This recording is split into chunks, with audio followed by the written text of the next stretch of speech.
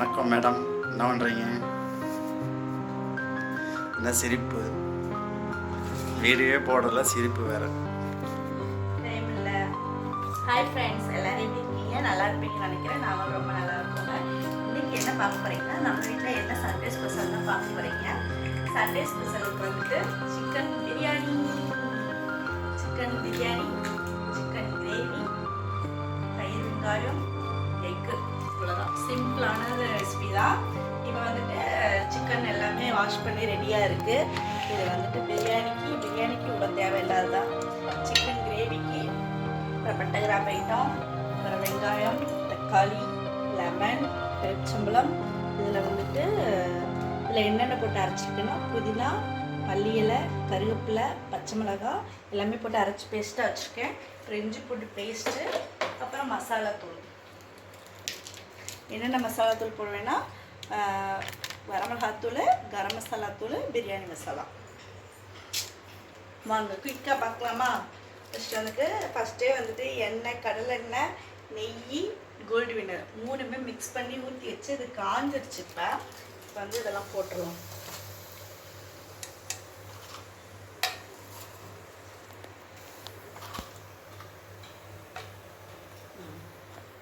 பிரியாணி சாப்பிட்டு ரொம்ப நாள் ஆச்சு. எப்போ சாப்பிட்டோம்? எப்போ சாப்பிட்டோம்? என்னைக்கு செஞ்சோம்? 2 வாரம் இருக்குமா? 2 வாரமா? கரெக்டான தேதி சொல்லு. அப்போ எப்படி இருக்கும்? அடுத்தது எண்ணெய் நல்லா காஞ்சிருச்சு. போட்டோன்னு எல்லாமே கலர் மாறிடுச்சு. இந்த மாதிரி அடுப்பு சிம்மில் தான் இருக்குது. இப்போ வந்து நம்ம வந்து வெங்காயம் சேர்த்துடலாம்.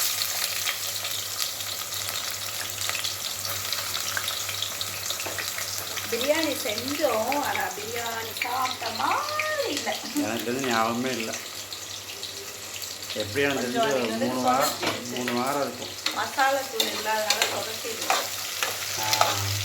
காரம் இல்லாமல் ஏதோ இனிச்சமாக இருந்துச்சுல ஒரு நாள்.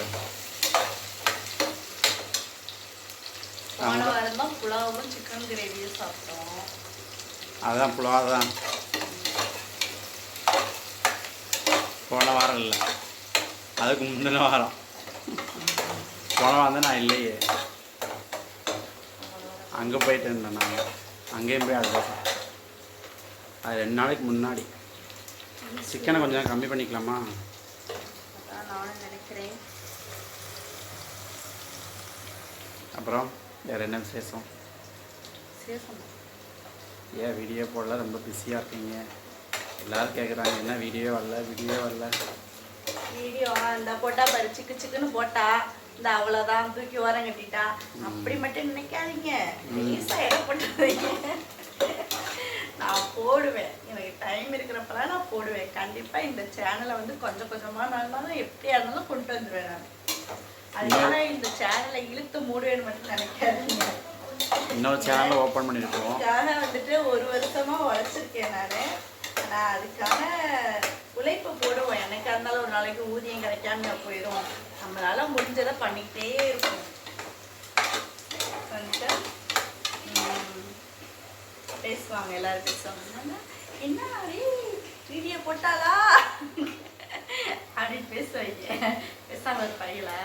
பேசுவாங்க, பார்ப்பாங்க. டெய்லியும் வீடியோ போடுறாங்களான்னு. இப்போ போடவே காணோம் அப்படின்னு பேசுவாங்க. அவ்வளோதான் ஆட்டம். அவ்வளோதான். அதெல்லாம் பண்ண முடியுமா?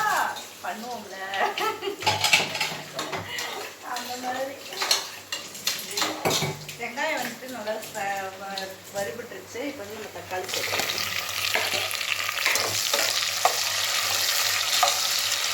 அப்புறம் எல்லாரும் கேட்குறாங்க வீடியோ போட்ட உடனே உங்களுக்கு என்னப்பா யூடியூப்பில் வருமானம் வருது? ஆமாம். எப்படிங்க இப்படி இருக்காங்கன்னு தெரியல. யூடியூப்பில் சேனல் ஆரம்பித்து வீடியோ போட்டோம்னா சம்பளம் கொடுத்துருவாங்களா? அதெல்லாம் கிடையாது. அதுக்கு எவ்வளோ ப்ராசஸ் இருக்குது தெரியுமா? யூடியூப்லாம் சும்மா சாதாரண, நானும் அப்படி தான் சாதாரணன்னு நினச்சிட்டு வந்துட்டேன். ஆனால் சாதாரணம்லாம் கிடையாது. ஆனால் உள்ளே போதும் அது நிறைய கற்றுக்கிற வேண்டியது நிறையா இருக்குது. கற்றுக்கிறதுக்கு எனக்கு டைமே இல்லை. வீடியோ ப்ராப்பராக எடிட்டிங் பண்ணணும், ப்ராப்பராக டைமுக்கு போடணும், ரெகுலராக வீடியோ போடணும். இல்லைன்னா வாரத்துக்கு ஒரு 3 வீடியோ அந்த மாதிரினாலும் போடணும். ஆனால் வாரத்துக்கு ஒரு 3 வீடியோனாலும் போடணும். அப்போனா தான் நமக்கு வந்து ரீச் கிடைக்கணும். அது போக வந்துட்டு அவங்க வந்துட்டு இப்போ வந்துட்டு நம்ம போட்டிருக்க வீடியோ வந்து இப்போ நான் வீடியோ போட்டிங்கன்னா என் வீடியோ வந்துட்டு 4000 மணி நேரம் 4000 மணி நேரம் ரீச் ஆனாதான் ஒரு நாளைக்கு 24 மணி நேரம் தான். 4000 மணி நேரம் எப்போ ரீச் ஆனதுக்கப்புறம் தான் மானிஸ்ட்ரேஷன் ஆகி மானிஸ்ட்ரேஷன்லேருந்து அதுக்கப்புறம் தான் எல்லாமே ரெடி பண்ணி அப்புறம் தான் சம்பளமே வரும். அதனால வந்துட்டு எல்லாரும் வீடியோ பார்க்குறாங்கன்னா என்னப்பா வீடியோ போடுறான் சம்பாதிக்கிறான் அப்படி மட்டும் நினைக்காதீங்க. நாங்கள் வேலைக்கு போகிறோம், வேலைக்கு போனால் தான் காசு வரும். இந்த வீடியோ போடுறோம், ஆனால் எனக்கு அதனால ஒரு நாளைக்கு உழைப்பு வந்துட்டு வீண் போகாதுன்னு ஒரு நம்பிக்கை. அதனால் வந்துட்டு என்னால் முடிஞ்ச அளவுக்கு நான் போடுவேன். எனக்கு இல்லைனாலும் என் பிள்ளைங்களுக்கு யூஸ் பண்ணி ஓரளவுக்கு டெவலப் பண்ணி கொடுத்தனாலும் அவங்களுக்கு ஏதோ யூஸ் பண்ணிக்கிடுவாங்கல்ல, அதுக்காக தான்.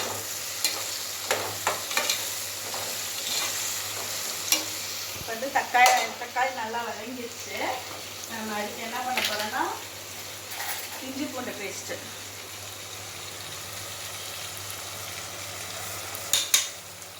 வேலைக்கு போயிட்டு வரதுனால டயர்டாகிடுது. வீட்டு வேலை பார்க்குறேன்னா வீட்டு வேலை சமைக்கணும், சாப்பாடு ஆக்கணும், பிள்ளைங்களை கிளப்பணும், ஸ்கூலுக்கு அனுப்பணும், அப்படிலாம் வேலை இருக்குல்ல.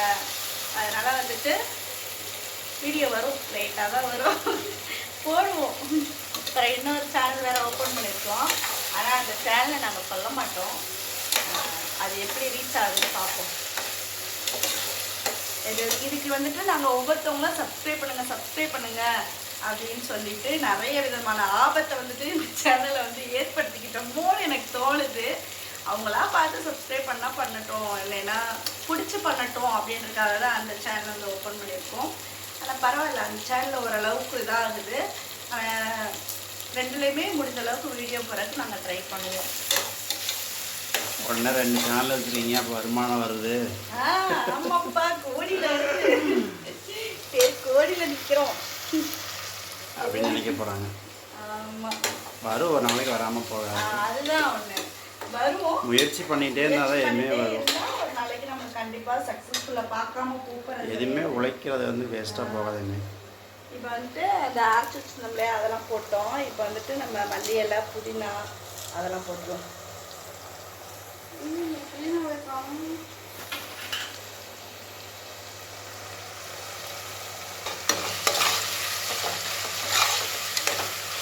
எப்படின்னு நினைப்பாங்க,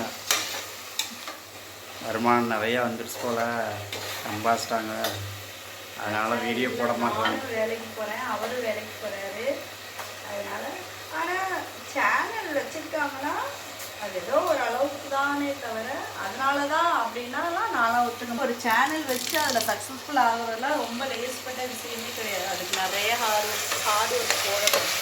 ஹார்ட் ஒர்க் போட்டால் தான் எதுவுமே சும்மா கிடச்சிருமா. ஆனால் சில பேருக்கு லக்கு என்னங்க, டக்குன்னு சேனல் ஓப்பன் பண்ணுறாங்க, டக்குன்னு டெவலப் ஆகுது. அதுக்கான முயற்சி பண்ணிக்கிட்டே இருக்காங்க. லக்கு இருக்குது.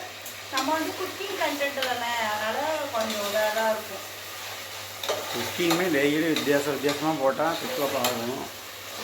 நம்ம இதுக்காக இது பண்ணுறது இல்லைல்ல, நம்ம மெயின் வந்துட்டு இதுக்காக அப்படின்னு எஃபர்ட்ஸ்லாம் பெருசாக வீடியோக்காக நம்ம வந்து எதுவுமே பண்ணுறதில்ல. நாங்கள் அன்றாட லைஃப்பில் வந்துட்டு நாங்கள் என்ன சாப்பிட்றோம், எங்கள் லைஃப் எப்படி போகுது அப்படின்றது மட்டும்தான் வந்துட்டு இந்த சேனலில் வருமே தவிர மற்றபடி வீடியோக்காக அதை பண்ணுறேன் இதை பண்ணுறேன் அப்படின்னா கிடையவே கிடையாது. ஏதாச்சும் ஒன்று வாங்கினேனாலுமே அது எனக்கு பிடிச்சி எனக்கு தேவைப்படுற ஒரு விஷயமா இருந்தால் தான் நாங்கள் அதை பண்ணியிருப்போம். சும்மா வந்துட்டு அது எப்படி சொல்கிறது, அத்தியாவசியத்துக்கு தான் வாங்கியிருப்போமே தவிர ஆடம்பரத்துக்காக நாங்கள் எதுவுமே வாங்கியிருக்க மாட்டோம். வந்து உப்பு போட்டுடலாம்.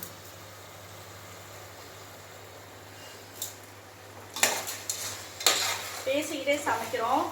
பார்ப்போம் இன்னைக்கு பெரிய பிரியாணி எவ்வளோ டேஸ்ட்டாக வருதுன்னு. பச்சை மிளகாய் 4 பச்சை மிளகாய் போட்டோன்னா லெமன் கொடுக்குறதுக்கு சீடெல்லாம் இருக்குது. லெமன் எவ்வளோங்க? 10 ரூபா. 10 ரூபா. லெமன் சீச்சின்னு கிடந்துச்சு, 10 ரூபா. இது வந்து லெமன்.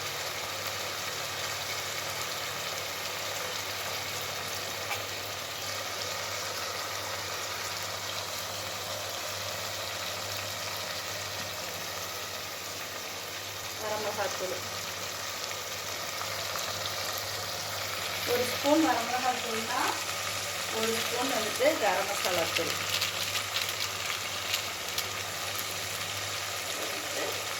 பிரியாணி மசாலா.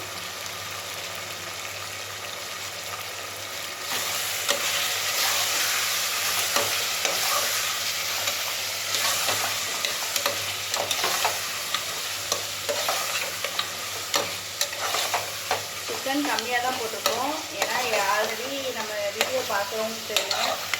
சிக்கன் வந்து பிரியாணி போடுற சிக்கன் வந்து யாரும் அதிகமாக சாப்பிட மாட்டாங்க. அதனால் தனியாக வந்துட்டு அது என்னது ஃப்ரை பண்ணிவிட்டு அப்புறம் அப்படியே கிரேவி மாதிரி பண்ணிக்கலாம் அப்படின்னு சொல்லுவோம்.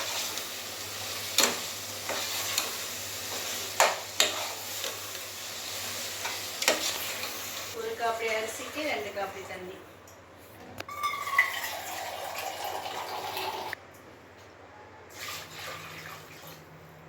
வந்துட்டு இதில் உப்பு காரம்லாம் பார்த்துட்டோம்னா வேலை முடிஞ்சது. கொதிச்சதுக்கப்புறமா அரிசி போட்டு அப்படியே தம் போட்டுடலாம்.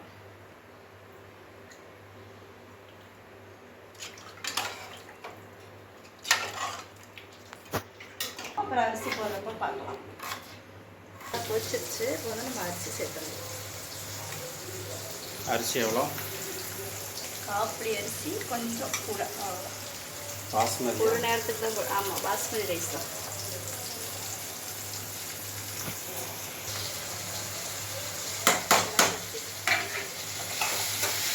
வந்துட்டு இந்த மாதிரி சாப்பாடும் தண்ணியுமா இஞ்சி இருக்கும். அந்த மாதிரி டைமில் தம் போட்டுடலாம்.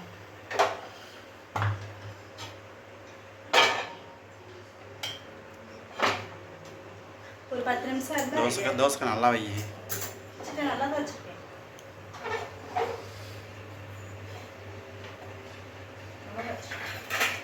இப்போ பிரியாணி வந்து தம் போட்டு முடிச்சாச்சு. அதுக்கப்புறம் இன்றைக்கி நம்ம என்னென்ன பண்ணியிருக்கோம்னா ஆனியன் ரைத்தா, முட்டை வேக வச்சுக்கோம். அப்புறம் வந்துட்டு 65னா பீஸ் வந்து அந்த பெரிய பெரிய பீஸ். சிக்கன் சாப்பிட முடியும். சாப்பாடு எப்படி இருக்குன்னு பண்ணலாமா?